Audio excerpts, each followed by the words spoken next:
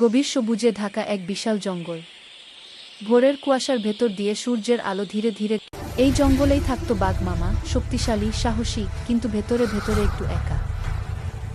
জঙ্গলের আরেক প্রান্তে থাকত ভালু দাদা, শান্ত স্বভাবের, হাসিখুশি আর মধুপ্রেমী। একদিন হঠাৎ আকাশ কালো হয়ে এলো। শুরু হলো ভয়ঙ্কর ঝড়।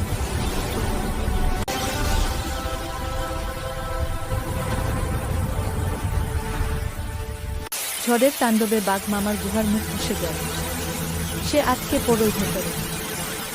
গর্জনের শব্দ শুনে ভালু দাদা ছুটে এলো। ভয় পেলেও সে থামেনি। গুহা থেকে বেরিয়ে বাঘ মামা কৃতজ্ঞ চোখে তাকাল। সেই দিনই শুরু হলো তাদের বন্ধুত্ব। একদিন শিকারীরা এলে দুজনে মিলে সাহসের সাথে জঙ্গল রক্ষা করল। এরপর থেকে প্রতিদিন তারা একসাথে জঙ্গলের পথে হাঁটতে বের হতো।